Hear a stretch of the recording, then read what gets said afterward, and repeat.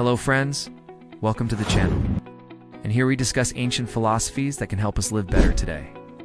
And there is no ancient thinker who is more relevant for this topic than Marcus Aurelius. He's famous for saying, "You have power over your mind, not outside events. Realize this, and you will find strength." So today I want to talk about 5 Stoic ways to stop worrying. And if you enjoy videos like this, go ahead and subscribe. Now let's get started. No. 1.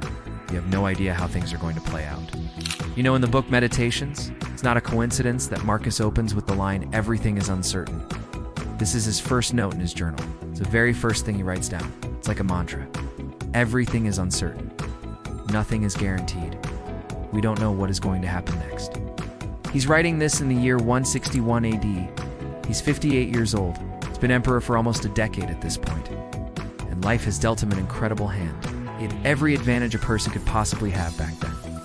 He was born into the right family, the right time, had great opportunities, worked hard, and became successful. And yet he starts his personal journal with "Everything is uncertain."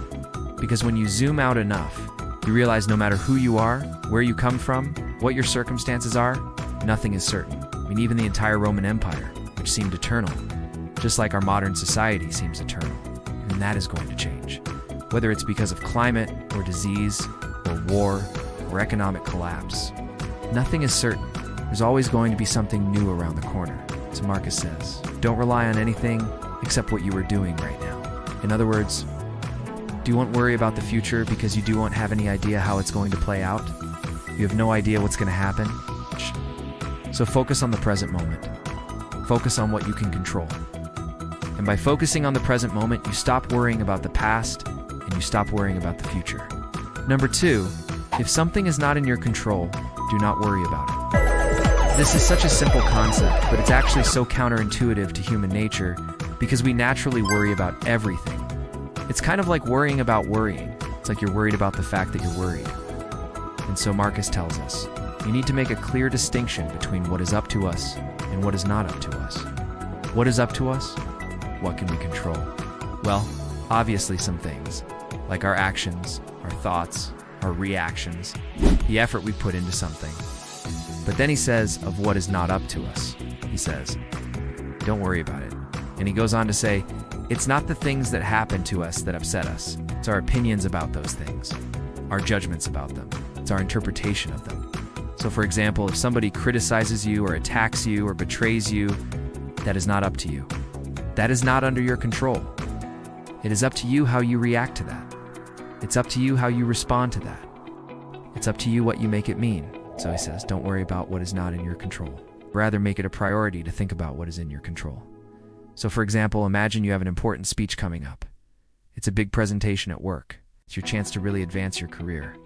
And so you prepare for it. You put in the work. You practice. You get everything ready. And then you're nervous. You're worried. What if I forget my lines?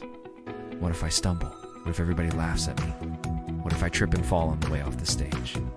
Those are all things that are not in your control. So instead of worrying about them, instead of thinking about them, focus on your breathing. Focus on your posture. Focus on your delivery. Focus on the things that you can control. Just worry about those things. Don't worry about the things that are not in your control. Because ultimately, it's those worries that are not in our control that cause us the most stress, that cause us the most anxiety, that destroy our happiness, that destroy our peace of mind. No, 3 things could be worse. Marcus reminds us of this often in his writings. He says, when you arise in the morning, think of what a precious privilege it is to be alive, to breathe, to think, to enjoy, to love. And then he reminds us that many others have lost these privileges. Many people are no longer alive. They've died during the night. Many people cannot breathe. They're trapped in a body with a breathing ailment. Many people cannot think. They suffer from dementia. They suffer from brain damage. Many people are missing limbs. They're missing an eye. They're missing fingers. Many people cannot speak. They cannot express themselves. Many people are alone. They have nobody who loves them. Nobody who cares about them. So he says, when you wake up in the morning, think about how fortunate you are that things are good for you. Think about how things could be worse. And he says, when you want to complain about something, ask yourself, could it be worse? because it could be worse.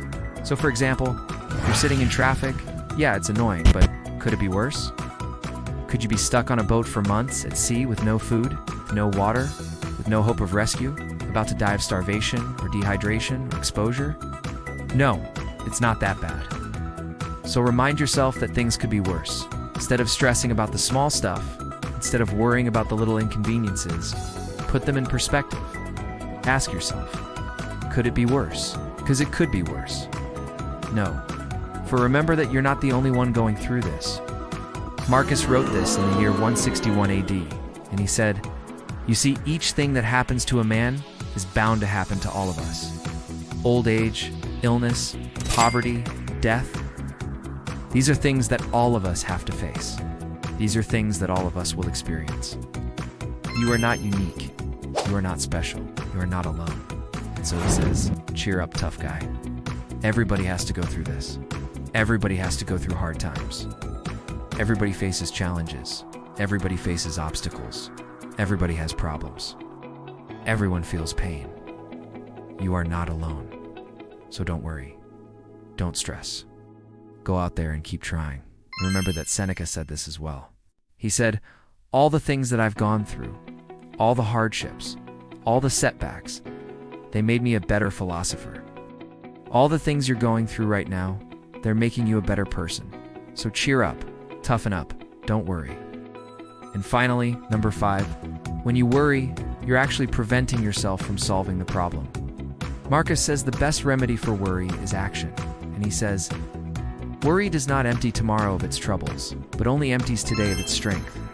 And so he says, when you feel yourself worrying, when you feel yourself stressing, immediately take action. Immediately do something. Now, of course, sometimes there's nothing you can do. Sometimes you just have to sit and wait and be patient. But most of the time, there is something you can do. So when you feel yourself worrying, when you feel yourself stressing, immediately take action. Do something. Anything to break that cycle. Go for a run. Write down your thoughts. Reach out to a friend. Read a book. Watch a movie. Learn something new. Do anything to distract yourself from the worry, because worrying only makes things worse. Worrying does not solve problems. Worrying does not make you smarter. Worrying does not make you more prepared. The only thing worrying does is waste your time and energy, and it prevents you from taking action. As Marcus says, the best remedy for worry is action. So those are 5 Stoic ways to stop worrying. I hope you enjoyed this video. If you did, please share it with others. Also, if you want to learn more about Stoic philosophy, we have a free email newsletter. You can sign up at the website below. Every Friday, we send out a free email, a dose of Stoic wisdom that can help you live a better life today. Go ahead and sign up. And until next time, thanks for watching.